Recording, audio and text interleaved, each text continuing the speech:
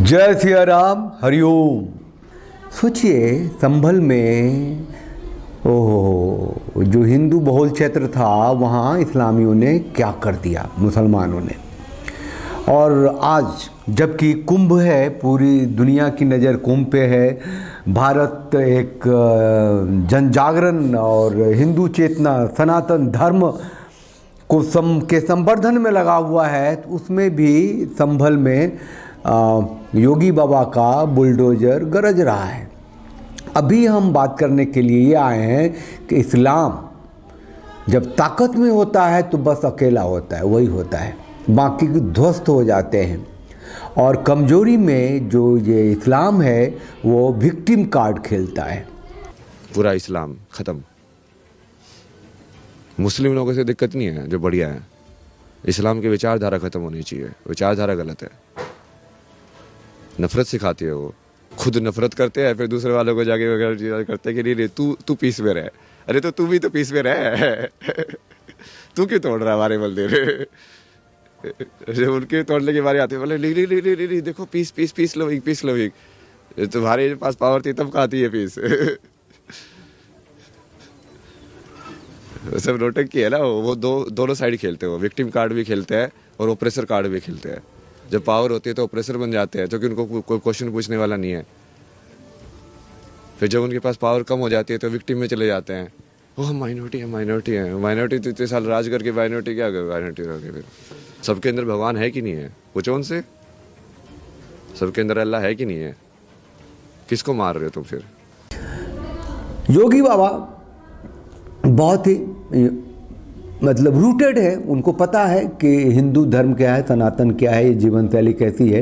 एकमात्र जीवित सांस्कृतिक चेतना है, जिसको जिंदा अगर रखना है तो इसको लड़ना किससे है। संभल में जो कुछ हुआ वो उनके बहुत ही गहराई में है। मैं क्या कह रहा हूँ, मैंने पहले कह दिया ना, संवैधानिक व्यवस्था से देश संविधान से चलेगा, मत और मजहब से नहीं जी। आपका मत आपका मजहब अपने तरीके से होगा, अपने घर में होगा, अपने मस्जिद अपने इबादत गाह तक होगा, सड़क पे प्रदर्शन करने के लिए नहीं। और इसको आप जो है किसी भी अन्य तरीके से दूसरे पे थोप नहीं सकते हैं। नेशन फर्स्ट, अगर देश में किसी को रहना है तो उसको राष्ट्र को सर्वोपरि मानना होगा, अपने मत और मजहब को नहीं। कोई निर्दोष मुस्लिम आके बता दे कि मैं निर्दोष था, मेरे साथ अन्याय हुआ है। ये माइंडसेट है उनका। और बहुत तरीके से बहुत जगहों पे उन्होंने बहुत ही खुल के बात करी है कि राष्ट्र का धर्म जो है सनातन धर्म है, हिंदू धर्म है। और वो दूसरी जगह वो भी कहते हैं कि हिंदू धर्म क्या है, ये तो जीवन शैली है, जो भी भारत में है उनकी एक जीवन शैली है, उनकी एक सांस्कृतिक चेतना है, वही हिंदू है, वही हिंदुत्व है, वही सनातन है। वो कई तरीके से वो बता चुके हैं। नहीं, अगर किसी ने सरकारी संपत्ति पे कब्जा किया है तो उसके लिए क्या करूं? आरती लेके जाऊं, थाली सजाऊं उनकी, जो अब तक होता था। उत्तर प्रदेश की जनता क्या चाहती है? उत्तर प्रदेश की जनता यही चाहती थी कि उनको सुरक्षा मिले और इन गुंडा तत्वों पर, इन माफियाज पर सख्ती हो। आम पब्लिक के सेंटिमेंट को इसके साथ जोड़ती है। 19 से 20% आबादी हो या 100% आबादी, कानून का राज सबके हित में है और वही समृद्धि का मार्ग भी आगे बढ़ाएगी। वही प्रदेश में एम्प्लॉयमेंट जनरेट करेगी, वही प्रदेश की बेटियों को सुरक्षित करेगा। और यही उत्तर प्रदेश के अंदर किया गया है। 8% हिंदुओं की आबादी घट गई है। जब हिंदू कहते हैं तो उसमें जोड़ लेते हैं कि आप जैन भी, सिख भी, बौद्ध भी। और जब मुसलमान कहते हैं तो मुसलमान एट लार्ज जो होते हैं उनकी आबादी 44% बढ़ गई है। तो ये बहुत ख़तरनाक स्थिति है और उसका अब दिखने लगा संभल में अभी निकला है। जानते हैं जो तोड़े जा रहे हैं, जो बुलडोजर चल रहा है, वो जो कब्जाए हुई ज़मीन पे चल रहा है। मतलब देखिए, अब लोग वहाँ आते थे जिनकी ज़मीनें थी, एक बार आए, दो बार आए, हरका दिया, भड़का दिया, भगा दिया। सरकार की सत्ता की व्यवस्था ऐसी, न सरकार सुनी, न वहाँ का डीएम सुना, न एसडीएम सुना, न पुलिस सुनी, कुछ नहीं सुनी। कौन जाएगा उधर? और वहाँ का जो वर्क था वो तो भारत माता की जय नहीं कहे, संसद में उठ के चल दे जब वंदे मातरम की बात हो, तो जब जनगण मन की बात हो। और वो बिजली सप्लाई जहाँ से भी होती हो, उन लोगों ने उस सप्लाई से वो सब स्टेशन कितने बना रखे थे, कितनी बिजली की चोरियां कर रखी, क्या योगी बाबा की नज़र सब पे है। वहाँ मैंने देखा 18 मदरसे और मस्जिदें, वो जो कुएं निकल रहे हैं, वो जो सराय निकल रहे हैं, वो जो तीर्थ आ रहे हैं, वो तो आ रहे हैं। उसके अलावा 18 मदरसा मस्जिदें वहाँ के जो हिंदू लोग वहाँ से पलायन करके गए उनकी ज़मीनों पे बना हुआ है। हम ये कहते हैं कि मुसलमान भाइयों ने पाकिस्तान भारत से अलग किया था, देश अलग बनाया था, ये कह करके कि हम हिंदुओं के साथ नहीं रहेंगे, हम इकट्ठा जहाँ रहेंगे, हमारे जहाँ बहुसंख्यक हम हैं वहाँ हमको कर दो, वहाँ से हिंदुओं को हटा लो, हम एक साथ रहेंगे। तो पाकिस्तान इसलिए बनाया गया था कि वहाँ पर मुसलमान रहेंगे और बाकी जगह पे हिंदू रहेंगे। लेकिन पाकिस्तान जिस उद्देश्य से बनाया गया वो पूरा नहीं हुआ, मुसलमान यहीं रह गए और आज भी यहीं रह रहे हैं, और हम हिंदुओं को उन्हीं के साथ रहना पड़ रहा है, उनको, उन मुसलमानों को हमारे साथ रहना पड़ रहा है। अलग देश बनाने के बाद भी अगर हिंदुओं के साथ ही रहने को अभिशप्त हैं बेचारे वो मुसलमान, तो फिर पाकिस्तान बना के क्या फ़ायदा हुआ।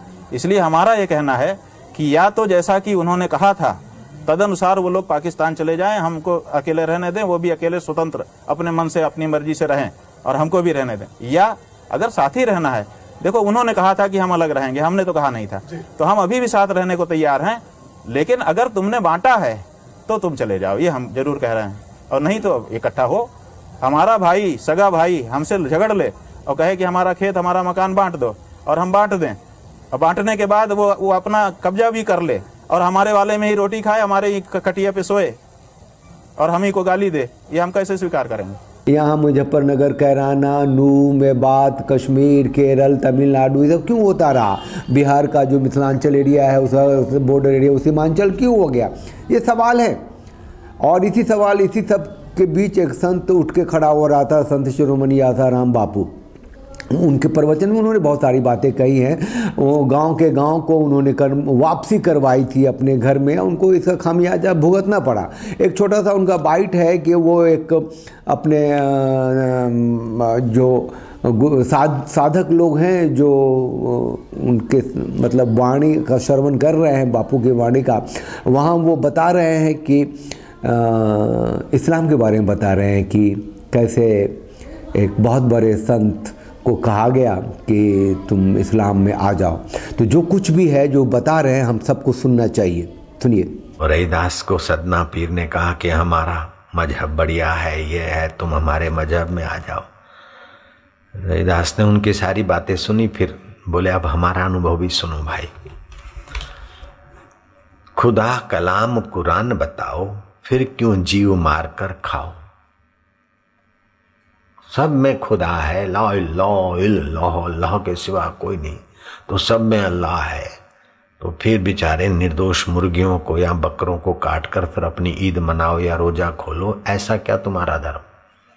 मेरे को सीख देते हो तुम काफर हो, बुत परस्ती हो, तो तुम क्या कर रहे हो। भक्ति करे फिर खून बहावे, पामर किस विधि दोष मिटावे। जिसमें जीव हिंसा लिखी वह नहीं खुदा कलाम। निराकार तुम खुदा बताओ, कुरान खुदा का कलाम ठहराओ। अब खुदा निराकार है, बुत परस्ती करते हो, तुम काफर हो, तो खुदा निराकार है, तो ये जो तुम्हारा कुरान है वो तो खुदा का कलाम है। जब कलाम आए खुदा के तो साकार हुआ कि नहीं, साकार से तो कलाम आएंगे, और कुरान भी साकार है। इस प्रकार महात्मा को समझाया सदना पीर को। सदना पीर का हृदय कुछ शुद्ध रहा होगा, उसने इस्लाम का त्याग करके हिंदू धर्म की दीक्षा ली। और महाराज रहीदास का शिष्य सदना पीर रामदास के नाम से प्रसिद्ध हुआ। कई तरीके से हम सबको समझाया गया, लेकिन भारत की जो राजनीतिक सत्ता है वो जिस दलदल में है या वो जिस माइंडसेट में है, उससे भारत की जो जनता है वो प्रभावित होती है। वो गांधी से लेके नेहरू से लेके मोदी तक जो हैं वो हम ये मानते हैं कि हिंदू सनातनी सत्ता की व्यवस्था के पक्षधर नहीं हैं। ऐसे में संत उठ के खड़े होते रहे, बोलते रहे हैं, और ऐसे में अब लगने लग गया है कि राजनीतिक उठापटक जब हुई है, वो जो मोदी एंड कंपनी जो 303 पे थी संसदीय सीट के हिसाब से 400 के सपने देख रही थी, 240 पे धड़ाम से आई है। तो योगी जो हैं वो तो सन्यासी हैं, वो तो योगी हैं, वो तो गोरक्षपीठ के मठाधीश हैं और मुख्यमंत्री हैं। सौभाग्य से तो उन्होंने अपना गियर बदला है और हिंदुओं की बात करने लग गए हैं और संभल में ऐसा कुछ हो रहा है। बड़े पैमाने पे बहुत ही सार्थक रूप से हिंदू चेतना का विकास और सनातन का संवर्धन के लिए कुंभ मनाया जा रहा है। और ऐसे में हमारे संत उसी पीरियड में संत शिरोमणि आसाराम बापू छूट के आए हैं, छूटे नहीं हैं। मेडिकल ग्राउंड पे उनको तत्कालीन अंतरिम जमानत दी गई है, तो शायद वो कुछ बोले, कुछ सुने, कुछ आए, हम सब भी आपको सुनाएंगे। और संतों की वाणी एक जैसे भी सुनाई पड़ रही है, जो भी संत हैं। तो हिंदू चेतना का संचार हो, सनातन का संवर्धन हो। जय सिया राम, हरिओम।